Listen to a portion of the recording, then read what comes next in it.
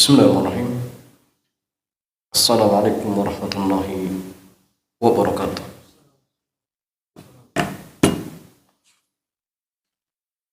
Alhamdulillahilladzi arsala rasulahu bil huda wa dinil haqq yudhhirahu 'ala dini kullih walau karihal musyrikun. Asyhadu an la ilaha illallah wahdahu la syarika lah wa asyhadu anna Muhammadan 'abduhu wa rasuluhu la nabiyya wa la rasula ba'da. Allahumma salli wa sallim ala nabiyyina Muhammadin wa ala alihi wa ashabihi wa man tabi'ahum bi ihsanin ila yaumiddin. Amma ba'd. Wa akhwati fillah, azani Allah wa iyyakum. Alhamdulillah, kesempatan malam yang mulia ini Allah kembali mudahkan kita untuk melanjutkan daras kita pada kitab Syarhul Qawaidin Arba, sarah 4 kaidah di dalam memahami tauhid. Dan jamaah sekalian, kita masih pada kaidah yang ketiga. Di sini Syekh mengatakan di kaidah yang ketiga, setelah menjelaskan bahwasanya Nabi sallallahu ala unasin mutafarriqina fi ibadatihim. Bahwasanya para nabi itu muncul di tengah-tengah manusia yang tata cara agama mereka beraneka ragam. Dan antara mereka ada yang menyembah para malaikat, ada yang menyembah para nabi, para orang saleh, ada yang menyembah bebatuan dan pepohonan, ada yang menyembah matahari dan bulan, dan semua jemaah diperangi oleh nabi. Maka hal ini menunjukkan bahwasannya bermacam-macamnya bentuk sesembahan hukumnya cuma satu. Apa jemaah? Syirik akbar. Sehingga tidak ada bedanya antara orang yang menyembah patung dengan yang menyembah binatang. Tidak ada beda. Tidak ada bedanya orang yang menyembah kotoran binatang dengan yang menyembah malaikat. Sama saja. Apa hukumnya? Syirik akbar. Sehingga semua diperangi oleh Nabi tanpa dibeda-bedakan. Tanpa dibeda-bedakan. Dari sini jamaah sekalian, Syekh membawakan sejumlah dalil. Di antaranya jamaah sekalian, wa dalilu syamsi wal qamar. Dalil bahwasanya orang-orang musyrik ada yang menyembah matahari dan bulan. Itu firman Allah Jalla wa Ala, wa min ayatihi al-lailu wan naharu wasyamsu wal qamar. Dan di antara tanda-tanda kekuasaan Allah adanya malam dan siang, matahari dan bulan. La tasjudu lisyamsi wala lil qamar. Maka janganlah kalian sujud kepada matahari dan bulan. Ya. Sehingga jamaah sekalian, dalil ini menunjukkan bahwasannya memang ada orang-orang yang menyembah matahari dan bulan. Dan la ala anna hunaka man yasjudu lisyamsi wal qamar. Ayat ini menunjukkan bahwasannya memang ada orang-orang yang menyembah matahari dan bulan. Walihada nahar Rasulullah sallallahu alaihi wasallam 'inda tulu'i syamsi. Oleh karena itulah Nabi melarang seseorang salat ketika matahari terbit atau tenggelam. Kenapa? Saddan lidhari'ah, untuk menutup pintu-pintu keburukan. Ya. Dan sujud kepada matahari itu jamaah sekalian banyak macamnya. Banyak macam. Ya, sujud langsung misalkan. Jelas ini termasuk sujud kepada matahari dan bulan. Atau mungkin jamaah sekalian orang-orang yang dia menisbatkan kejadian misal ya gempa bumi ataupun yang lainnya dengan sebab misal ya adanya matahari terbit seperti ini kemudian bulan seperti ini juga nggak boleh. Jadi bolehkan. Itu pula jamaah sekalian, tatkala kita misalnya beribadah di saat matahari terbit, maka ini juga jamaah sekalian ya, di antara hal yang mirip-mirip. Hal yang mirip-mirip seperti orang yang sujud kepada matahari dan bulan. Oleh karena itulah Rasulullah SAW ya, melarang kita tidak boleh salat ketika matahari terbit ataupun tenggelam. Kenapa? tasyabuh dengan mereka. Karena orang-orang musyrik ada yang mereka menyembah matahari dan bulan.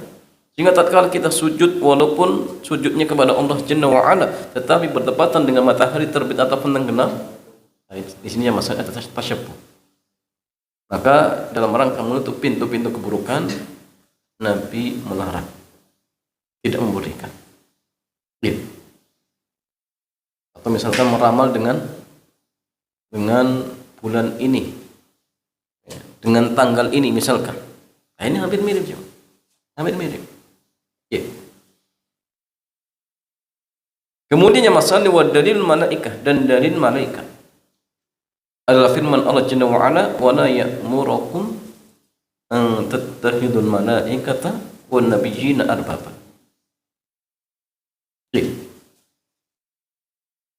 Dan tidaklah Allah meminta kepada kalian untuk menjadikan malaikat dan nabi sebagai Tuhan.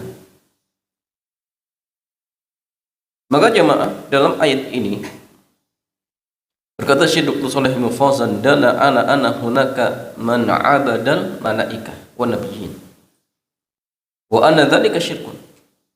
Ayat ini menunjukkan bahwasannya di sana memang ada orang yang menyembah para malaikat dan para nabi. Dan ini perbuatan syirik. Tidak ada bedanya antara orang yang menyembah malaikat, para nabi dengan yang menyembah binatang. Ada bedanya, sama saja. Semua diharamkan. Kenapa? Karena termasuk syirik akbar. Dan jemaah, ketika Allah melarang, karena memang ya, yang dilarang itu terjadi, jemaah, terjadi. Bahkan sampai hari ini pun mungkin jemaah masih ada orang yang menyembah malaikat. Masih ada orang yang menyembah nabi. Contoh Nabi Isa. Jadi tidaklah ayat berbicara kecuali memang terbukti, jemaah. Terbukti. Jangan dikatakan, oh masa ada sih. Ya, memang terbukti ada, sampai sekarang pun ada, jemaah. Masih ada. Dan yang masalliyan wa ubadul kubur al-yawm yaqulun. Para penyembah kuburan di hari ini mereka mengatakan, alladzi ya'budul malaikah wan nabiyyin was-salihin laysa bikafir. Kata mereka, orang yang menyembah para malaikat dan para nabi dan orang soleh, mereka bukan orang kafir. Nah, untuk bila cuma berarti Nasrani nggak kafir karena menyembah Nabi Isa. Ya. Nah, ini orang-orang yang naudzubillah jamaah, ya, akalnya sudah menyimpang. Makanya orang-orang musyrik itu jamaah seperti orang-orang kafir. Allah gambarkan tentang mereka kal an'am bal hum adall. Mereka itu seperti binatang ternak, bahkan lebih sesat. Lebih sesat jemaah. Punya akal tapi nggak digunakan. Ya. Tidak dipakai sebagaimana mestinya. Ya. Masa jemaah sendirian sesuatu yang tidak bisa mendatangkan manfaat dan mudarat kok disembah, diminta. Itu kan nggak masuk akal. Untuk mencegah mudarat yang akan menimpa dirinya saja mereka tidak mampu, kok diminta agar mencegah, agar bisa menghalangi mudarat yang akan menimpa diri kita, agar tidak terjadi bencana, kemudian berdoa kepada mereka. Merekanya sendiri jemaah, kalau misalkan ada mudarat yang akan menimpa, nggak bisa dicegah, tidak mampu untuk mencegah dirinya, kok diminta. Nah, ini kan menunjukkan bahwasanya memang ya, akal mereka nggak dipakai. Kal an'am bal hum adall. Mereka itu seperti binatang ternak, bahkan lebih sesat. Makanya ahlu tauhid itu jamaah orang-orang yang memang menggunakan akalnya, yang menggunakan akalnya sebagaimana mestinya. Ini ahlu tauhid. Ahlu tauhid jamaah. Dan yang masalian wa dalilul anbiya, dan dalil bahwasannya ada orang-orang yang menyembah para nabi adalah firman Allah Jalla wa Ala, wa id qala Allahu ya Isa ibn Maryam a anta qulta lin nasi ittakhiruni wa ummi ilahaini min dunillah qala subhanaka ma yakunu li an aqula ma laysa li bihaqq in kuntu qultu faqad alimta ta'lamu ma fi nafsi wa la a'lamu ma fi nafsik innaka anta 'allamul ghuyub. Dan ini yang menunjukkan bahwasanya ada orang-orang yang menyembah para nabi adalah firman Allah Jalla wa Ala, di mana Allah berfirman, wa id qala, dan ingatlah ketika Allah berfirman, ya Isa ibn Maryam, wahai Isa ibn Maryam. Isa putra Nabi, putra ya Maryam. Maryam itu jamaah ya orang soleh, bukan nabi ya. Karena nabi itu tidak ada dari golongan atau tidak ada dari wanita ya. Maka sebagian yang pernah ngaku-ngaku nabi tapi perempuan, ini jelas ya, jelas nampak kebatinannya ya, apalagi ngaku malaikat Jibril. Tetapi anehnya jemaah, masih ada yang percaya, masih ada pengikutnya. Coba bayangkan, itulah ya anehnya Indonesia. Ngaku nabi, ngaku malaikat Jibril, ada pengikutnya, Naudzubillah jemaah. Idh qala Allahu ya Isa ibn Maryam. Ingatlah ketika Allah ya, berfirman kepada Nabi Isa, a anta qulta linnasi ittakhiduni wa ummiya ilahaini min dunillah. Apakah engkau mengatakan kepada manusia, jadikanlah aku dan ibuku dua sesembahan dari selain Allah?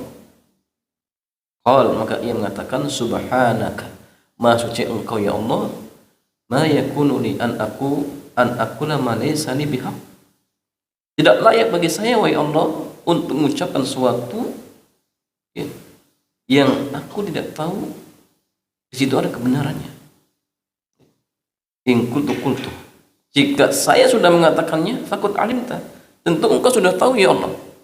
Ta'lamu ma fi nafsi, karena engkau mengetahui apa yang ada di dalam hatiku. Wala a'lamu ma fi nafsi, sedangkan aku tidak mengetahui apa yang engkau rahasiakan. Innaka anta 'allamul ghuyub, karena engkau adalah zat yang maha mengetahui hal yang ghaib. Jadi ayat ini jamaah menunjukkan bahwa memang ada orang-orang yang menyembah para nabi. Ya, dan jelas itu termasuk syirik akbar. Dan sampai hari ini banyak. Contohnya orang-orang Nasrani. Orang Nasrani jamaah, mereka menjadikan Nabi Isa sebagai anak Tuhan. Ya. Kenapa jamaah? Karena Nabi Isa dilahirkan tanpa seorang ayah. Berarti ayahnya siapa? Allah. Ini kan keliru jamaah sekalian. Bahkan juga dibantah dan yang lain dibantah jamaah. Kalau kalian ya, menjadikan Nabi Isa itu sebagai Tuhan dengan alasan karena Nabi Isa lahir tanpa ayah. Kalau ini sebabnya, tentu yang lebih berhak siapa? Siapa jemaah? Nabi Adam. Nabi Adam lahir nggak punya bapak, nggak punya ibu. Lebih hebat lagi jemaah. Lebih hebat lagi. Tetapi apakah hal ini menjadikan lantas Nabi Adam berhak untuk dijadikan Tuhan? Ya tidak. Tidak jemaah. Ya, kemudian istrinya Hawa lahir tanpa ibu.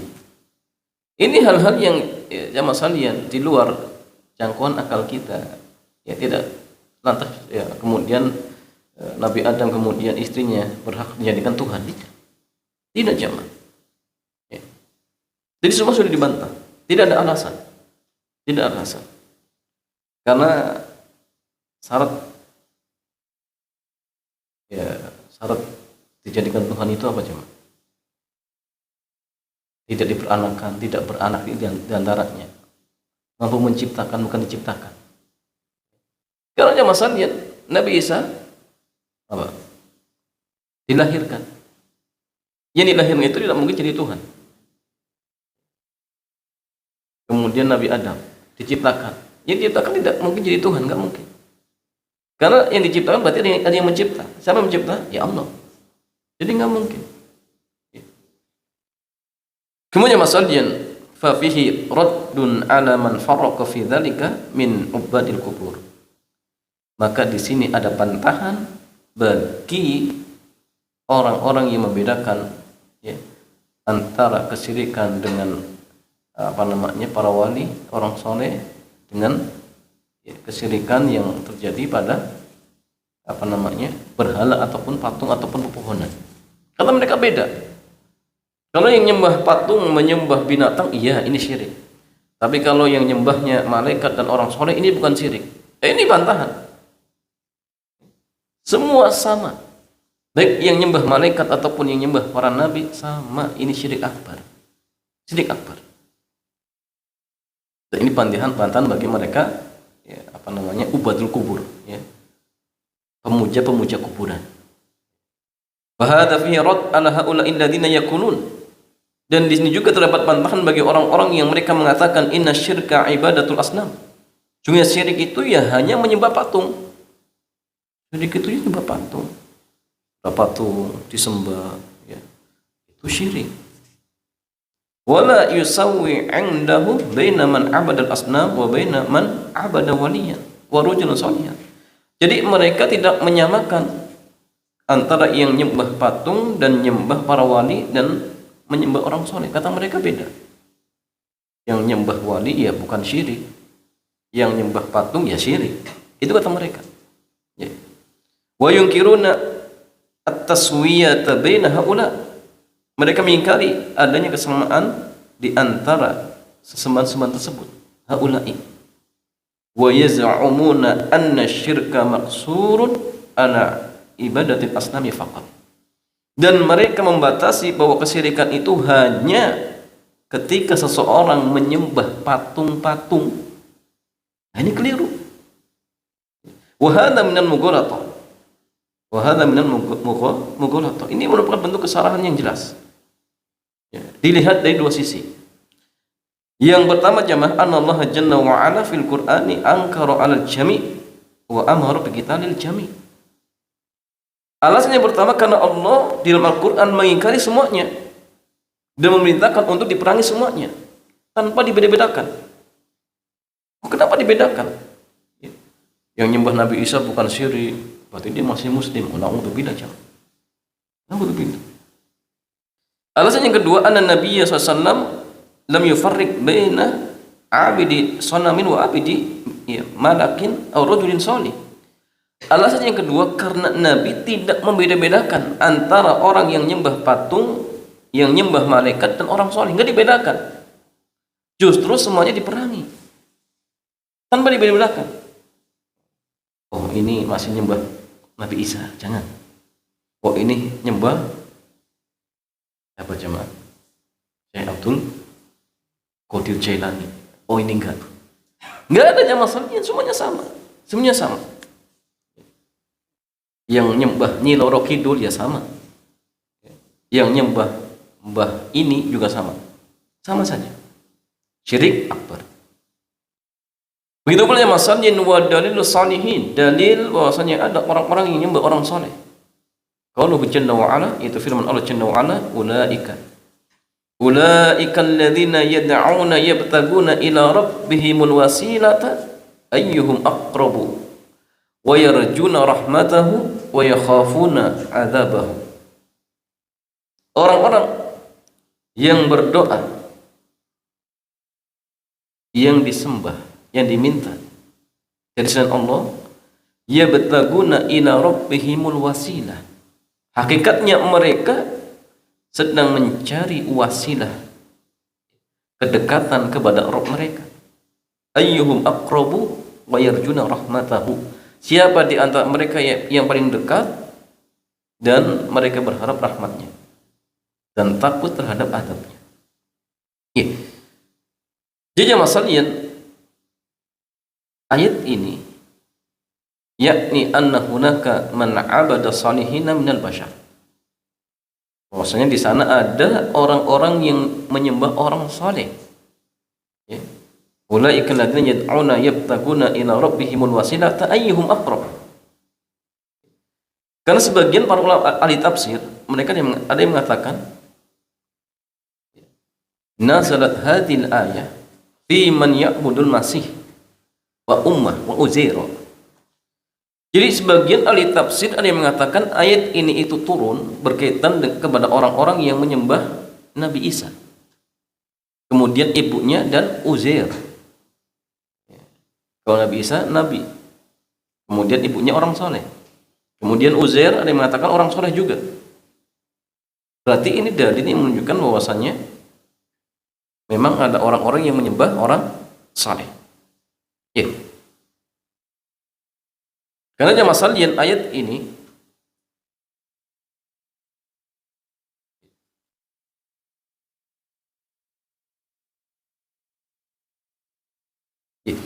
fa akhbar subhanahu jalla wa ala anna al-masih wa ummuhu maryam wa uzairan kulluhum ubadun lillahi jalla wa ala. Ya. Karena jamaah sekalian Allah di sini menghabarkan bahwasanya Nabi Isa, ibunya ya, Maryam, kemudian Uzair, semuanya adalah hamba-hamba yang saleh. Hamba Allah yang saleh. Yataqarrabuna ila Allah jalla wa ala wa yarjuna rahmatahu wa yakhafuna 'adzabahu. Yang dimana mereka bertaqarrub kepada Allah jalla wa ala, ya, mendekatkan dirinya kepada Allah, kemudian berharap rahmatnya dan takut dari azabnya. Fahum ubadun muhtajuna ila Allah jalla wa ala. Dan mereka hamba-hamba Allah yang sangat butuh kepada Allah. Muftakiruna ilaihi. Mereka butuh kepada Allah. Yad'unahu wa yatawassaluna ilaihi bitta'ah. Mereka berdoa kepada Allah, bertawasul kepada Allah dengan apa? Dengan menjalankan ketaatan. Ya. Jelas mereka orang soleh. Ya bataguna ila rabbihimul wasilah. Mereka mencari kedekatan atau wasilah yang bisa menghantarkan mereka kepada Allah. Yakni al-qurbu minhu subhanahu jalla wa ala bi ta'atihi. Yakni mereka mencari kedekatan dari Allah dengan ya, melakukan ketaatan dan beribadah kepadanya. Fadalla ala annahum la yasluhuna lil ibadati. Maka ini dalil yang menunjukkan bahwasanya mereka tidak berhak untuk disembah. Kenapa? Li'annahum basyarun muhtajun. Karena mereka adalah manusia yang butuh kepada Allah Jalla wa ala, fuqara. Yad'una Allah Jalla wa ala wa yarjuna rahmatahu. Mereka berdoa meminta kepada Allah Jalla wa ala, meminta hajat terkait tentang dunianya, kemudian kelak di alam barzakh, kemudian di akhirat. Ketika mereka misalkan dalam kondisi butuh, minta kepada Allah mereka. Kemudian berharap rahmat Allah Jalla wa ala dan takut dari azabnya. Wa man kana kadzalika la yasluh an yu'bad ma'allah. Kalau ini kondisinya jamaah sekalian, enggak layak untuk disembah. Masa Tuhan butuh dengan Allah? Masa Tuhan butuh makan? Kan jamaah sekalian enggak masuk akal. Tuhannya butuh makan. Kalau misalkan antum punya hajat ternyata lagi lapar, ya buru-buru bantu antumnya. Ini enggak mungkin, ya, tidak mungkin. Ya cuma tadi kembali orang kafir itu apa jamaah? Kal an'am balhum atul. Mereka seperti binatang ternak, punya akal nggak dipakai. Seperti binatang ternak. Ya. Kemudian masalah pendapat yang kedua mengatakan annaha nazalat fi unasin minal musyrikina kanu ya'buduna nafaran minal jin. Sebagian ahli tafsir yang lain mengatakan bahwasanya ayat ini turun kepada orang-orang yang mereka menyembah sekelompok jin. Kelompok jin. Fa aslamal jin wa lam ya'namu haula'il ladzina ya'budunahum bi islamihim. Ya, ternyata jin yang disembah masuk Islam. Ya, tobat, ya, hijrah. Dan mereka nggak tahu jinnya ternyata sudah masuk Islam. Artinya berarti jin tersebut ia mencari wasilah dengan ketaatan, banyak sholat, banyak puasa, banyak macam-macam. Ya. Sehingga sebenarnya mengatakan ini bercerita tentang jin yang masuk Islam. Hakikatnya jin yang disembah mereka itu sedang mencari wasilah kepada Allah, mendekatkan dirinya kepada Allah Subhanahu wa taala. Ya. Wasaru yataqarrabuna ila Allah jalla wa ala bi taati. Ya. Jadi mereka akhirnya ketika masuk Islam mendekatkan dirinya hanya kepada Allah dengan ketaatan, ya, tunduk dan patuh hanya kepada Allah, berharap dengan rahmatnya, takut dengan azabnya. Fahum ubadun muhtajuna fuqara, ya. Maka mereka adalah hamba-hamba yang butuh kepada Allah, fakir, la yasluhuna lil ibadah, sehingga tidak layak untuk disembah. Nah ini kondisinya cuma. Ya. Wa ayyan kana al-muradu bil ayatil karimah, kata Syekh Dr. Shalih bin Fazal, apapun maksud dari ayat yang mulia ini, fa innaha tadullu ala annahu la yajuzu ibadatu salihin, maka hal ini menunjukkan tidak dibolehkannya beribadah atau menyembah orang-orang soleh. Sawa'an kanu minal anbiya'i wasiddiqin, baik mereka itu para nabi ataupun orang-orang siddiqin, enggak boleh. Atau minal awliya'i wassalihin, atau mereka dari kalangan para wali dan orang-orang soleh. Fala tajuzu ibadatuhum, maka tidak boleh menyembah mereka. Kenapa? Li'annal kulla ibadatun lillahi jalla wa ala fuqara'un ilaihi, karena mereka adalah hamba-hamba Allah yang butuh hanya kepada Allah. Fa kaifa yu'baduna ma'allahi jalla wa ala, maka bagaimana mungkin mereka dijadikan Tuhan disandingkan bersama Allah? Nggak mungkin jemaah.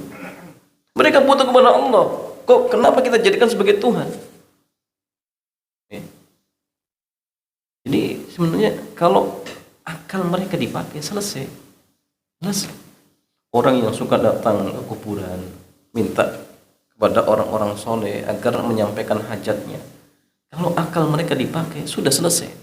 Nggak mungkin minta ke kuburan jemaah. Kalau seandainya misalkan penghuni kubur itu mampu mendengar apa yang kita minta, nggak mungkin memberikan. Apalagi penghuni kubur tidak mendengar. Terus apa faedahnya?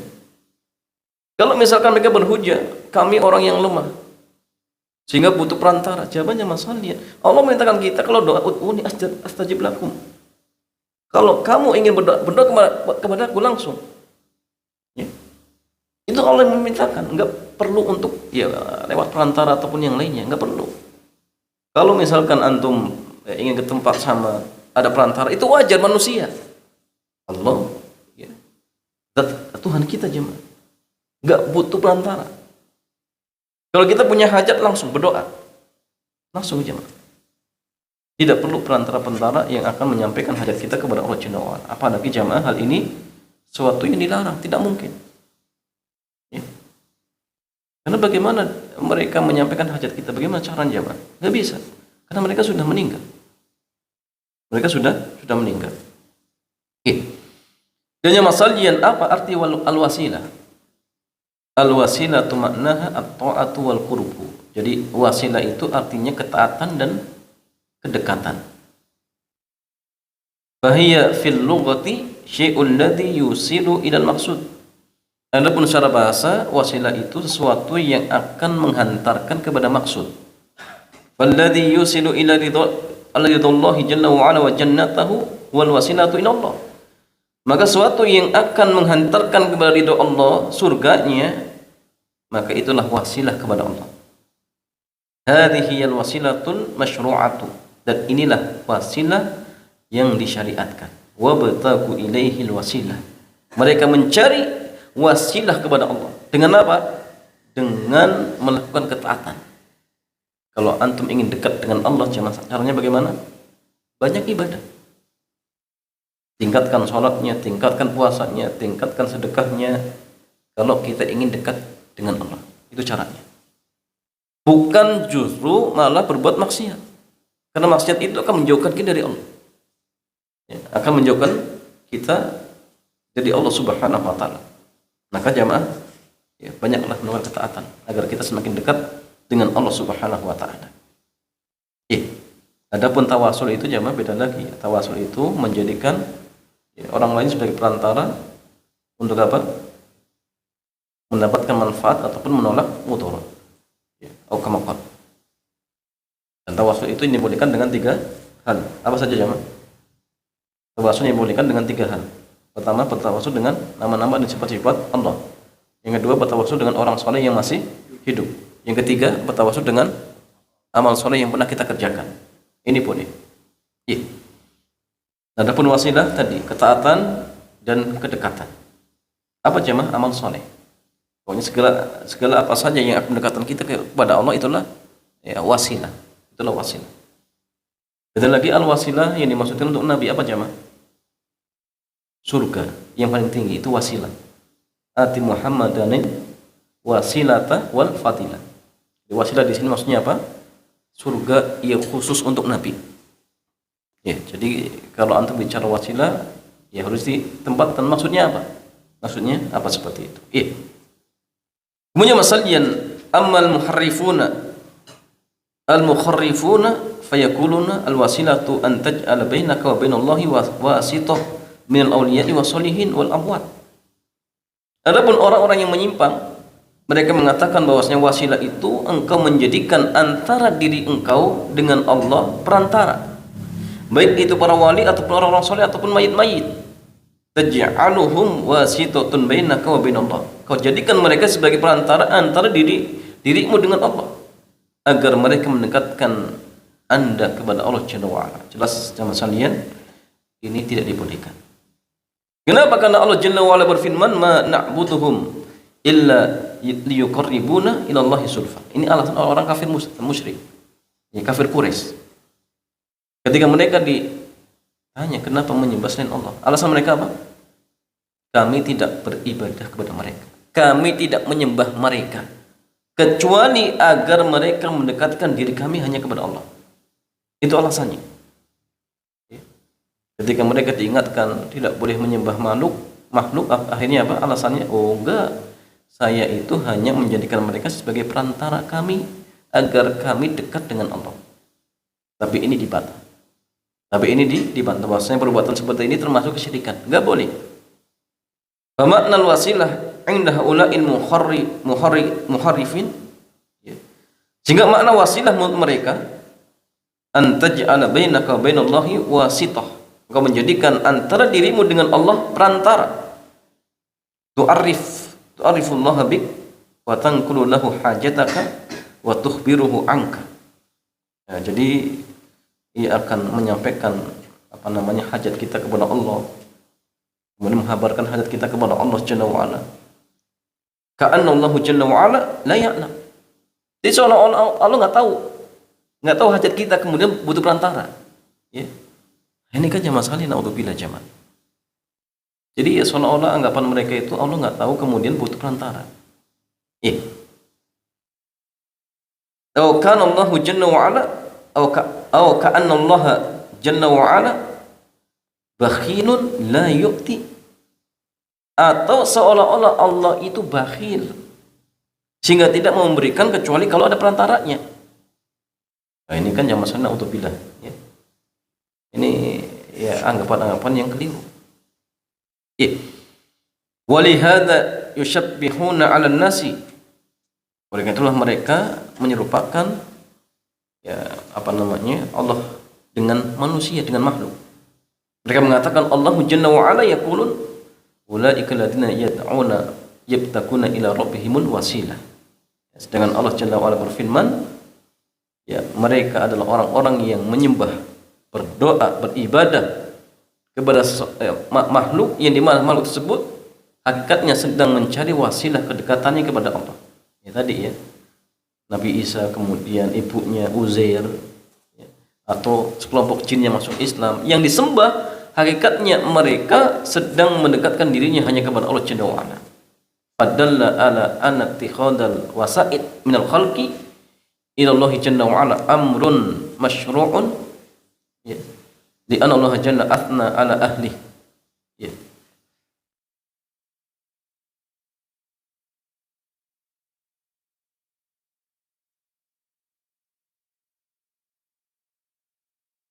Ya. Jadi jamaah sekalian, mereka berhujjah ya dengan ya, ayat-ayat yang keliru ya. Jamaah sekalian, ya ayyuhalladzina amanu ittaqullaha wabtagu ilaihil wasilata wajahidu fisabilillah. Dengan ayat ini mereka mengatakan fadalla ala anna ittikhadal wasaid minal khalqi ila Allah Jalla wa Ala amrun masyru'. Maka ini menunjukkan bahwasanya menjadikan perantara dari makhluk kepada Allah itu perkara yang disyariatkan. Naudzubillah jamaah. Kenapa? Karena Allah memuji pelakunya. Ini kata mereka. Dan mereka mengatakan Allah amarona an nattakhidal wasilata ilai. Kata mereka, sungguh Allah memerintahkan kita untuk mencari wasilah. Dengan kata mereka wasilah di sini artinya wasithah. Hakadha yukharrifuna al-kalima an mawadhi'ihi. Ya, jadi mereka ya, merubah firman Allah atau maksudnya dari tempatnya. Mereka palingkan. Fal wasilatul masru'atu fil Qur'ani wa fi sunnati hiya ta'atul lati tuqarribu ila Allah jalla wa ala. Sedangkan wasilah yang disyariatkan di dalam Al-Qur'an dan sunnah adalah ketaatan yang akan mendekatkan kita kepada Allah. Ini baru zaman sekalian. Bukan sebagaimana yang mereka yakini. Bahwasanya wasilah itu menjadikan pentara antara dirinya dengan Allah Jalla wa ala. Kemudian masalah yang dalil bahwasanya mereka menyembah bebatuan dan pepohonan.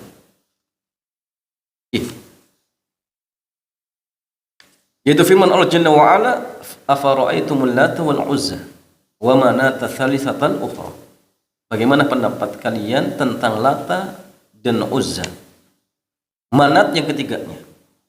Ya jamaah sekalian, fi hadhil ayat, di dalam ayat ini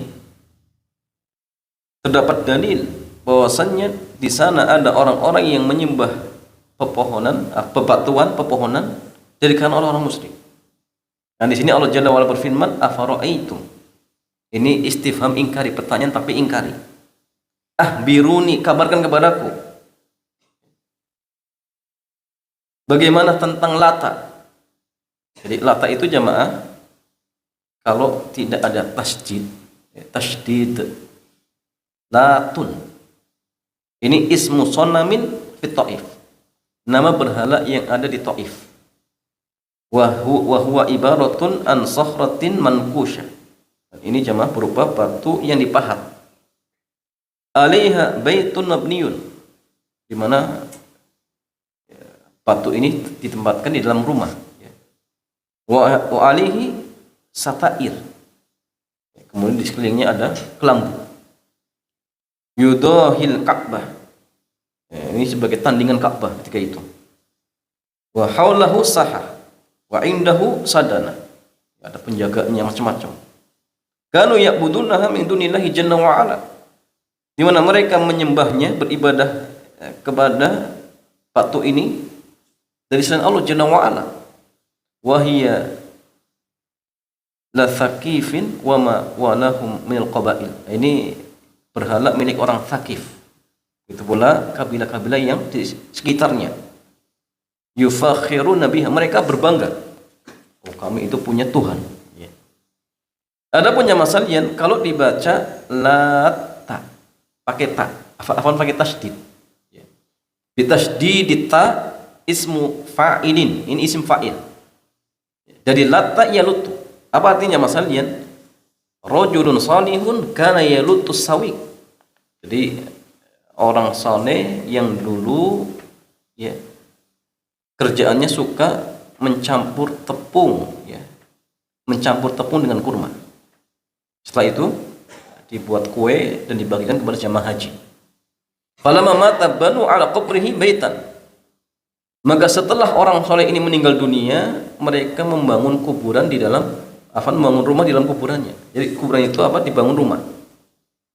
Banu ala qabrihi baitan. Mereka membangun di atas kuburannya sebuah rumah. Wa arkhu alaihi sataid, dan mereka membuat kelambu. Fasaru ya'budunahu min dunillah, maka mereka pun menyembahnya. Ini Lat atau Latu kalau ada tasydid.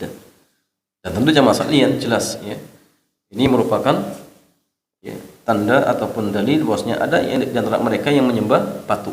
Karena Lat ada yang mengatakan dari batu yang dipahat. Itu jamaah sekalian Uzza. Uzza itu jamaah syajaratun minas salam. Fi wadi nakhlatin baina Makkah wa Taif. Jadi Uzza itu pepohonan atau pohon ya, pohon salam. Pohon salam itu baca Mas wallahu alam. Yang ada di lembah Nakhlah, tempat antara Makkah dan Taif. Di sekelilingnya ada bangunan, kemudian ada kelambu. Wa indaha sadana, ada penjaganya. Wa fiha syayatin yukallimuna nas. Ya. Jadi terkadang muncul dari pohon ini syaitan, jin, yang akan berbicara dengan orang-orang. Kadang-kadang nakut-nakuti ya. Wa yadhunnul juhal anna hadzal ladzi yukallimuhum huwa nafsu hadhihi syajarah. Jadi orang-orang yang jahil mereka beranggapan bahwasannya pohon inilah yang berbicara. Padahal itu jin. Padahal itu jin. Atau hadzal bait alladzi banuhu ma'an alladzi takallamahum hiya syayatin. Atau kata mereka rumah yang berbicara, padahal yang berbicara adalah syaitan. Tukallimuhum hiya syayatin. Ya. Apa tujuannya? Untuk menyesatkan mereka dari jalan Allah. Wa kana hadza sanam di Quraisy, dan ini berhala milik orang Quraisy dan penduduk Mekah dan yang sekitarnya. Dan zaman ketika Fathu Mekah, Nabi menyuruh Khalid bin Walid untuk menebang pohon tersebut. Berangkatlah Khalid jemaah, kemudian ditebang. Setelah selesai, Khalid kembali menemui Nabi. Kata Nabi, wahai Khalid, apa yang terjadi? Rasulullah sudah beres, sudah saya tebang, selesai. Kata Nabi, coba kamu kembali lagi. Ternyata pas kembali ada jinnya, dan jinnya ditepas oleh siapa? Khalid bin Walid. Ini ketika Fathu Mekah. Nah, ini jin yang keluar di pohon tadi, Uzza. Ya. Kemudian masa manat sakhratun kabiratun fi makanin yaqu qariban min jabali Qudayd. Jadi manat itu sakhrah, batu besar yang berada ya di tempat yang dekat dengan gunung Qudayd antara Mekah dan Madinah. Dan ini ya, berhala milik Khuza'ah wal Aus wal Khazraj. Kanu yukhrimuna indaha bil hajj. Jadi mereka ya orang-orang Khuza'ah, kemudian Aus, kemudian Khazraj, kalau ingin umroh, kalau ingin ikhram haji itu dari sini. Mereka menyembahnya atau jadikan sembahan Allah Jalla wa Ala. Nah, jadi manat itu tempat mikotnya ya, orang-orang ya Aus, kemudian Khuza'ah, kemudian Khazraj dulu ya seperti itu. Fahadil asnam ats-tsalatsah hiya akbaru asnamil Arab. Nah, ketiga berhala ini adalah ya berhala yang paling besar yang dimiliki oleh bangsa Arab ketika itu. Nah, jadi mereka punya berhala, tetapi yang paling besarnya tiga. Nah, sehingga jamaah sekalian, ya Allah Jalla wa Ala menyebutkan di sini ya sebagai peringatan agar tidak boleh bagi kita untuk menjadikan ya, bebatuan ataupun yang lainnya sebagai sembahan-sembahan selain Allah Jalla wa Ala.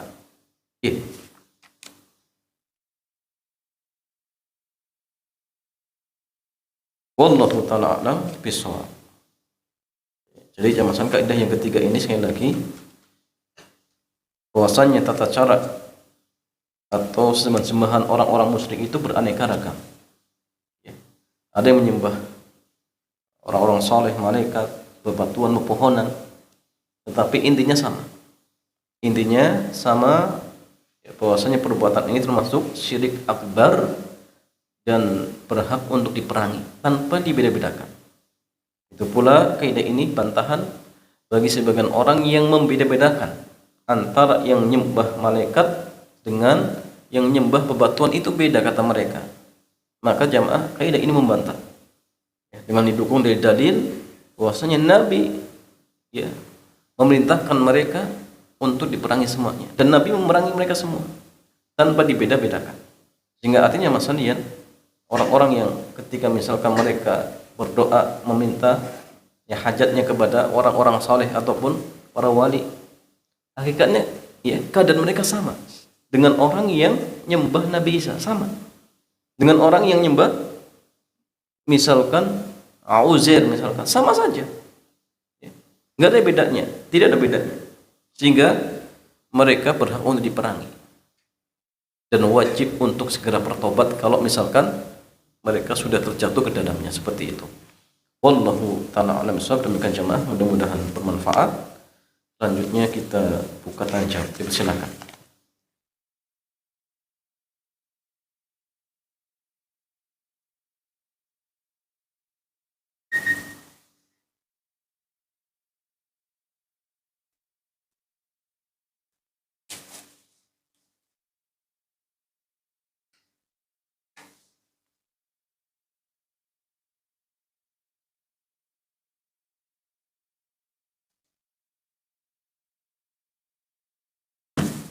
Iya, Fadol, kalau yang bertanya,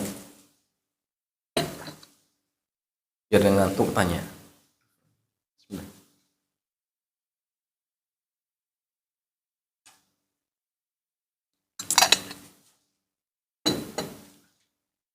Neraka itu jemaah tidak ada ngantuk.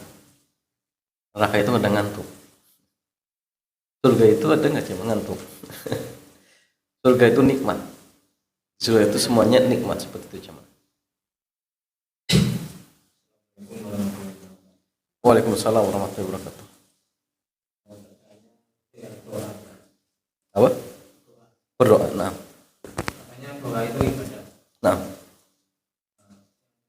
Ibadah itu inti doanya itu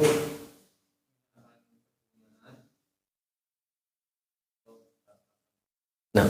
terus kalau berdoa itu kan pakai bahasa Arab yang lainnya. Nah.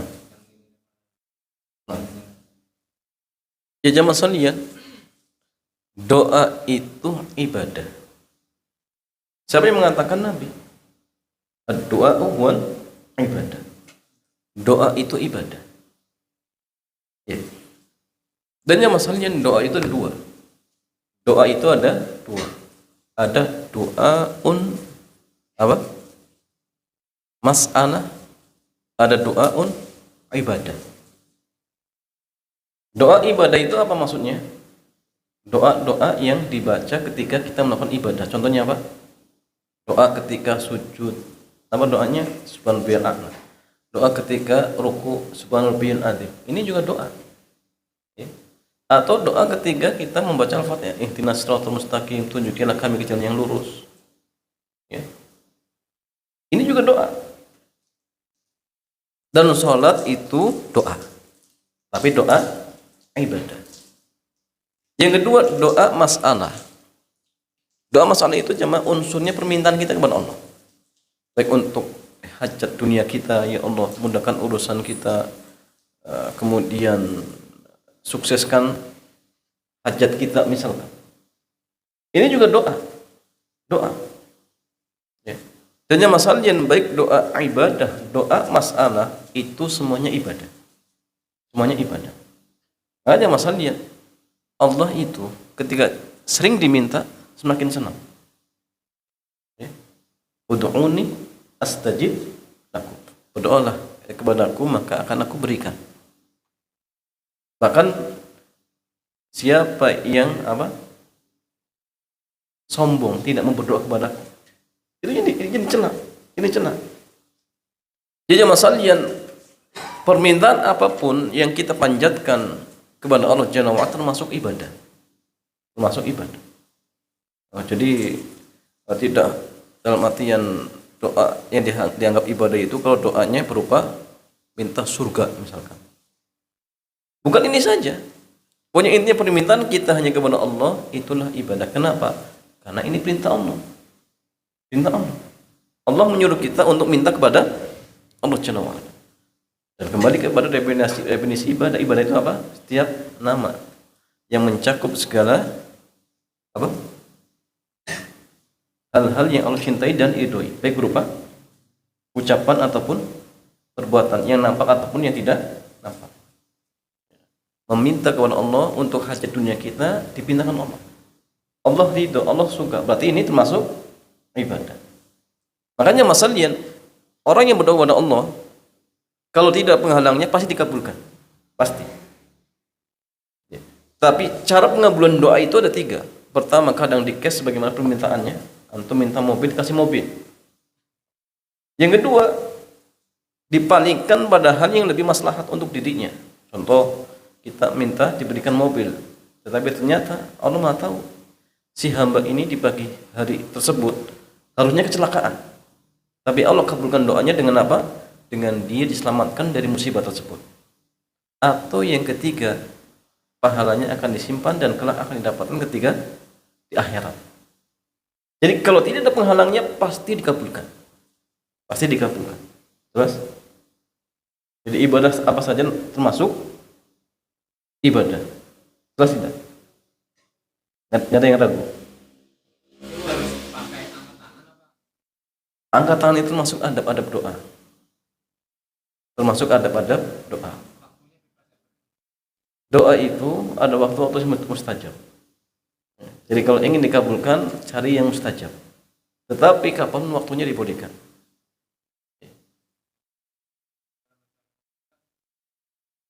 Tidak masalah. Tidak masalah. Jadi ada doa-doa yang memang jamaah sekalian terikat dengan waktu, ada. Ada yang tidak. Yang tidak ini umum, silahkan. Contoh terikat dengan waktu, contohnya apa? Doa apa? Ketika sholat. Doa ruku ya ketika ruku. Doa ketika sujud ya ketika sujud. Ada doa yang bebas. Ada doa yang terikat ketika mau masuk WC, ya baca ketika masuk WC. Keluar WC, ya keluar WC. Ya. Jadi kalau ada doa yang khusus, ya baca di waktunya.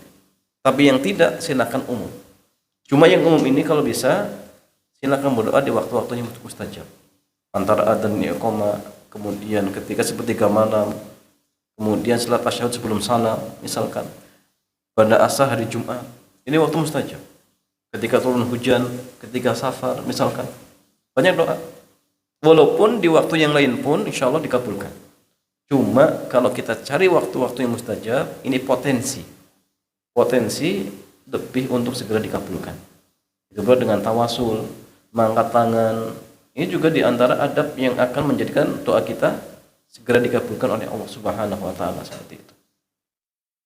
Kemudian yang kedua apa tadi? Ya, dengan bahasanya ya Mas Halian. Bahasa apa? Jawabannya kalau doa masalah bebas. Doa masalah itu bebas. Masalah itu jemaah doa permintaan. Boleh dengan bahasa Arab atau dengan bahasa selain bahasa Arab. Tetapi memang yang terbaik dengan bahasa Arab. Tapi kalau nggak bisa ya silakan dengan bahasa apa saja. Tapi kalau misalkan doa ibadah, maka redaksinya sudah dijelaskan. Jadi nggak boleh ngarang-ngarang. Contoh doa ketika sujud, antum jangan ngarang dengan bahasa Indonesia, nggak boleh. Subhanallah Allah Maha Tinggi. Nanti seperti kasus yang dulu ya, sholat pakai suite. Itu nggak boleh jamaah. Atau sholat dirubah dengan bahasa Indonesia, itu nggak boleh. Karena memang dari sananya dengan bahasa Arab, bahasa Arab. Bahasa Arab jamaah. Adapun doa masalahnya, sampai pun ketika sholat, misalkan ketika sujud misalkan, sebagian ulama dia membolehkan. Tapi ingat doa masalah. Ya, ketika sampai pun ketika sholat, ada yang membolehkan. Tapi kalau doa ibadahnya tidak bisa dikarang-karang. Harus sesuai dengan dalil seperti itu. Wallahu ta'ala a'lam bishawab.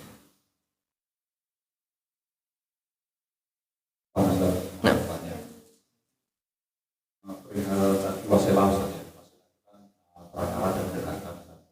Nah, ada juga tadi mengatur seberapa besar yang dari kita turun budaya.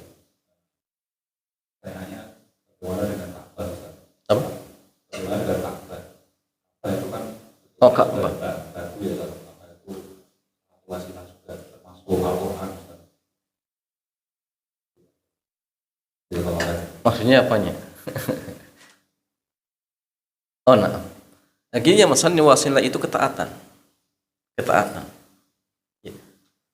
Jadi bagaimana dengan Ka'bah? Ka'bah itu ya rumah Allah. Seperti misalkan masjid itu rumah Allah. Ketika kita beribadah di Ka'bah itu bukan nyembah Ka'bah. Jangan keliru ya. Kita menghadap Ka'bah. Itu kiblat, perintah Allah. Bukan menyembah Ka'bah. Ya, bukan menyembah Ka'bah. Tetapi hanya arahnya. Karena sebagian orang-orang yang ketika nggak terima, kita katakan, oh mereka menyembah ini, menyembah itu. Oh, buktinya orang umat Islam menyembah batu katanya. Bukan menyembah batu. Ya. Coba saja orang-orang yang di Ka'bah sana ditanya, kamu itu nyembah Ka'bah atau nyembah Allah? Nyembah Allah semuanya ngomong. Cuma kebetulan cuma hanya arahnya saja. Makanya kiblat itu pernah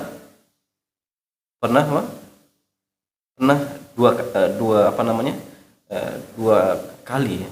Pertama ke Baitul Maqdis, kemudian ya, ke Ka'bah. Itu cuma arah saja. Bagaimana cara ibadahnya, menghadap kemana? Ke Ka'bah kah atau ke arah yang lain? Itu cuma arah. Tapi tujuan kita tetap menyembah Allah. Kita menghadap Ka'bah pun karena perintah Allah, bukan nyembah Ka'bah. Beda dengan mereka orang-orang misalkan Nasrani yang mereka menyembah Nabi Isa, walaupun mereka tidak sujud, tetap aja mereka keyakinannya apa? Menyembah Nabi Isa, menghamba kepada Nabi Isa, walaupun hakikatnya tidak nyembah. Adapun kita jemaah sekalian ketika misalkan sholat di sana, bukan hakikatnya sholat kepada atau nyembah kepada Ka'bah, tidak, tetapi hanya sekedar arah kiblat. Buktinya jemaah sekalian di sini, tetap saja kita tidak menyembah, walaupun di hadapan kita tidak ada Ka'bah, tetap cuma hanya arahnya saja, hanya arahnya. Itu pula jemaah sekalian terkait tentang masalah mencium Hajar Aswad. Bahkan ketika Umar radhiyallahu anhu mengatakan disampaikan tentang kenapa kok umat Islam mencium Hajar Aswad. Bahkan dia mengatakan seandainya saya tidak melihat Nabi menciummu, ya, maka kamu itu hanya batu, la tanfa wala tadur, tidak bisa memberikan manfaat dan tidak bisa mencegah mudarat. Kenapa saya juga ikut? Karena Nabi melakukan. Itu saja.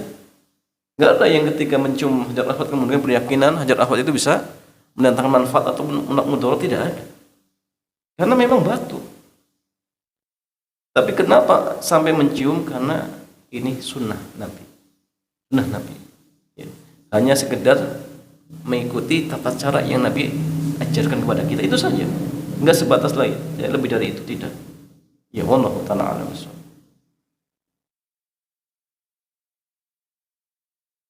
Dengan mempertanyakan, Assalamualaikum Ustaz, kalau kita sholat tobat untuk perbuatan syirik yang pernah kita lakukan, apakah harus kita sebutkan kesyirikan yang pernah kita lakukan?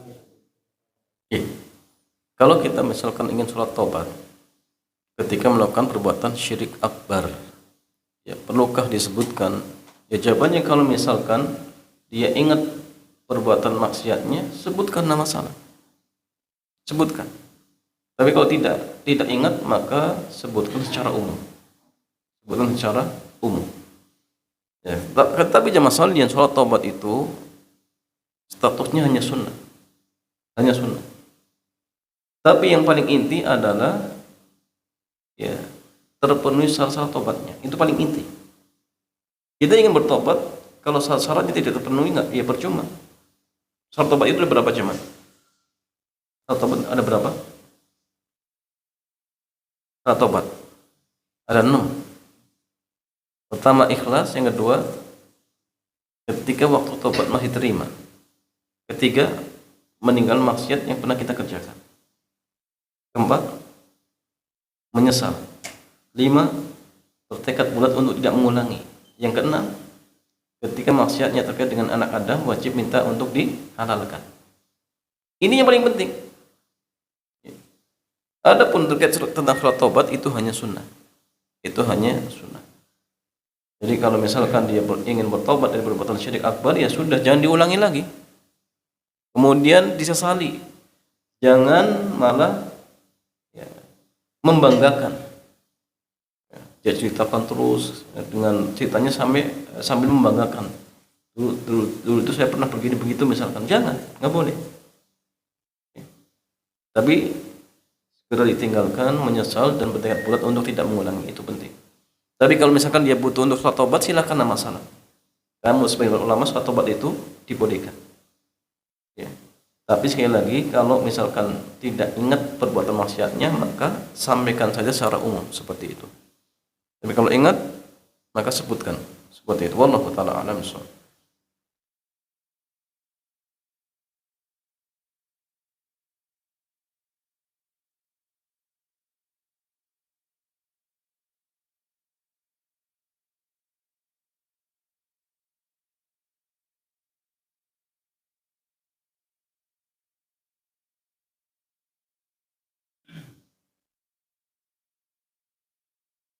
Iya, betul.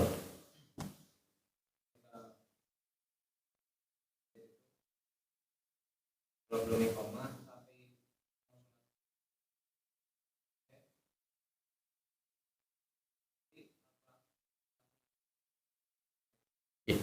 Kalau kita masuk masjid, kemudian lihat jam, ini kadang-kadang jamaah sekalian, jam itu ada sisi negatif dan positifnya. Positifnya tepat waktu. Negatifnya orang-orang yang tahu sudah berapa menit akhirnya nggak mau sholat. Aduh, berapa ini lagi? Artinya nggak sholat.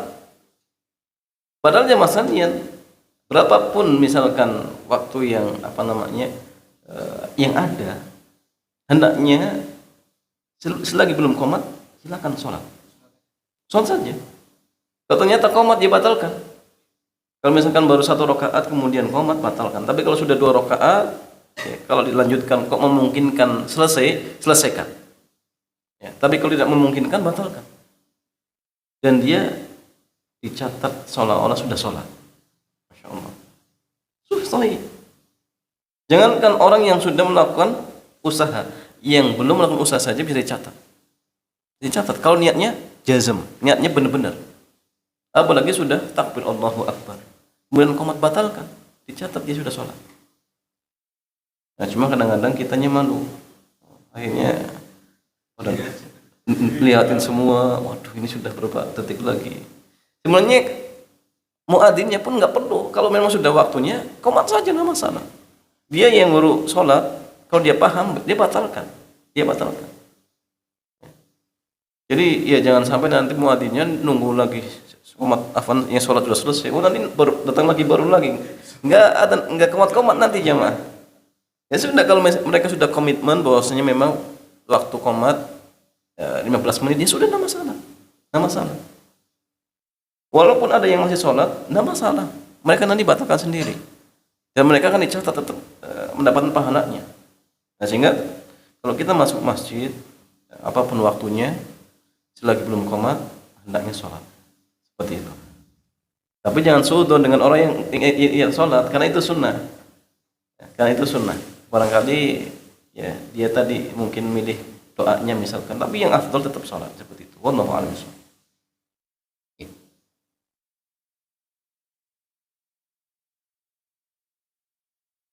Nasihat saja Ustaz.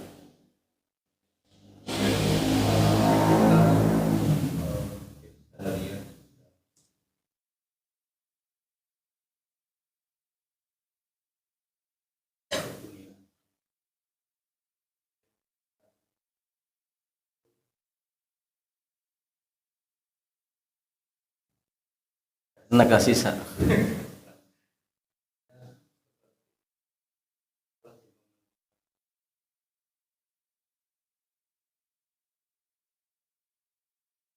Iya. Iya.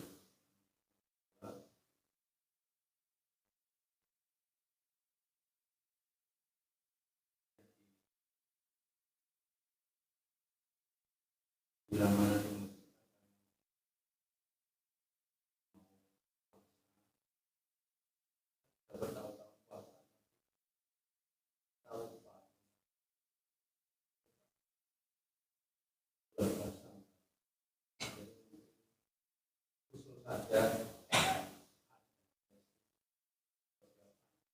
Ramadan. Insyaallah. sebagai apa? Contohnya biar Semangat untuk menjelang menyambut Ramadan seperti itu. Baik. Ya jemaah sekalian, pertama terkait tentang masalah kita mungkin yang datang ke sini kadang tenaga sisa. Pagi semangat bekerja, malam ada sisa, kemudian hadir taklim. Nah gini jemaah, di dalam beribadah itu sekali lagi, ya Allah perintahkan kita fattaqullaha mastata'tum. Bertakwalah kalian kepada Allah semampu kalian. Ya. Dalam hal-hal yang wajib semua mampu. Salat wajib kita mampu. Sehingga tidak ada alasan saya nggak mampu. Kenapa? Semua mampu. Kalau tidak bisa berdiri, ya silakan duduk. Nggak bisa duduk, berbaring. Makanya dalam hal yang wajib itu pasti mampu. Nah, sehingga tidak ada alasan seorang meninggalkan yang wajib karena nggak mampu, nggak ada alasan. Adapun yang sunnah-sunnah ini jamaah silakan kerjakan semampu kita. Artinya kalau misalkan satu hari penuh kita sibuk tentang urusan dunia kita, maka dunia pun jamaah bisa bernilai ibadah. Tinggal kita niatkan Allah. Tadi pagi misalkan berangkat pulang jam 3, misalkan 7 jam atau misalkan berapa jam. Niatkan karena Allah, 7 jam itu nilai ibadah. Masya Allah, nilai ibadah. Sehingga gini, kalau dikembalikan kepada setiap orangnya, kadang setiap orang itu akan berbeda-beda. Kemampuan dalam ibadahnya berbeda-beda. Maka satu dengan yang lain jangan saling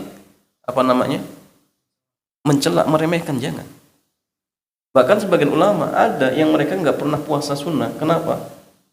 Takut dengan puasa qiraatul Qur'annya lemah jemaah. Akhirnya pilih nggak puasa, dia fokus ke qiraatul Qur'an. Nah, sehingga dalam hal-hal yang sunnah itu setiap orang kadang dibukakan lewat pintu-pintu yang berbeda. Ada yang masya Allah dimudahkan lewat pintu sedekah, ada yang dibukakan lewat pintu puasa. Masya Allah, kalau puasa luar biasa dia, Dawudnya luar biasa, dilibas semua ya. Tapi kalau misalkan sholat sunnahnya, aduh, kayaknya lemah dia. Nggak perlu dicela, karena ini sunnah. Satu, ini sunnah. Yang kedua, enggak setiap orang itu dimudahkan dalam melakukan segala ibadah-ibadah yang sunnah. Sulit jemaah, kadang-kadang jarang. Ada yang orang dimudahkan masya Allah lewat pintu, dia nggak pernah dengki dengan orang lain. Maka setiap orang itu silakan, kalau misalkan dia dimudahkan untuk pintu sedekah, istiqomah. Lewat pintu taklim, istiqomah. Istiqomah cuma. Jadi artinya kalau misalkan kita sudah mengusahakan untuk taklim, ya, karena pagi sudah habis-habisan bekerja misalkan, ini masih mending jemaah, masih mending daripada yang tidak hadir seperti itu. Tapi yang tidak hadir pun jangan sampai kita suudzon. Barangkali mereka pagi hari sibuk berbakti dengan orang tuanya, sibuk berbakti dengan Tuhannya, sibuk berbakti dengan bekerja karena mencari nafkah untuk anak istrinya misalkan. Nggak perlu suudzon. Tinggal kita ajak saja, Pak, ayo taklim, Pak, ayo misalkan puasa, diajak saja, tapi jangan dicela. Ini celah. Dan kita jamaah sekali lagi yang dimudahkan, maka hendaknya istiqomah. Apalagi hadis-hadis yang berbicara tentang fadilah orang-orang yang hadir di majelis ilmu itu sangat luar biasa. Dimudahkan untuk masuk dalam surga. Dan surga itu sekali lagi suatu yang jemaah tidak bisa ditebus dengan berleha-leha. Kenikmatan yang sangat luar biasa. Sehingga butuh perjuangan. Kalau bisa ya tadi, jangan waktu-waktu sisa, tetapi waktu-waktu yang benar-benar produktifnya itulah yang digunakan jemaah. Itu dulu para ulama kita jemaah. Para ulama kita itu kalau masalah akhirat itu nomor satukan. Bukan akhirat yang dikesampingkan. Kenapa jemaah? Karena setiap kita yakin bahwasannya jatah rezeki kita itu sudah Allah bagi dan pasti akan dikasihkan. Sehingga kalau misalkan mencari harta itu ya biasa, dalam artian tetap, tapi tidak terlalu ngoyo. Nggak perlu jemaah. Antum mau ngoyok model apapun sampai nggak sholat, tetap dikasihnya seperti itu. Nggak mungkin dikasih lebih. Sehingga ya rugi. Sudah ngoyok, dapatnya seperti itu, ibadah tidak. Itu kan masalah jemaah. Artinya silakan antum gunakan untuk cari dunia, boleh, ya. Tapi niatkan ibadah karena Allah. Plus kalau ada waktu-waktu yang tersisa, dalam artinya sisa benar-benar sisa, bukan maksudnya masih ada luang, gunakan untuk ibadah. Tapi dulu para sahabat itu, kalau hari ini mereka cari uang sudah dapat dan sudah cukup untuk makan diri dan keluarganya, sudah mereka selesai. Waktu yang sisa untuk apa? Fokus taqarrub ilallah. Malah nggak mau diganggu, pokoknya dia ibadah. Adapun untuk nanti 1 hari 2 hari ke depan, nggak mikir mereka jemaah. Karena mereka juga yakin belum tentu hidup. Nah, antum hari ini mikirin makanan untuk sebulan nanti, belum tentu masih hidup jemaah. Hari ini yang antum masih jalani gara-gara memikirkan sesuatu yang nanti belum tentu kita alami, akhirnya diabaikan di sini. Ibadahnya tidak, taklimnya tidak, karena terlalu memikirkan sesuatu yang belum tentu terjadi. Lah, disinilah kita kadang-kadang banyak disibukkan dengan hal seperti ini. Mikirkan nanti biaya pendidikan anaknya 3 tahun lagi, bahkan mikirkan nanti kuliahnya. Apa kita masih hidup nanti jamaah? Kadang hari ini justru sebagian kita meremehkan, menyanyiakan. Jangan. Fokus hari ini, barangkali ini hari terakhir. Barangkali ini hari terakhir. Jangan berleha-leha, jangan santai-santai seperti itu. Karena kematian itu sekali lagi jamaah dekat. Ya. Dan datangnya tiba-tiba. Datangnya tiba-tiba, sehingga jangan banyak angan-angan. Jangan banyak angan-angan seperti itu. Wallahu taala a'lam bishawab.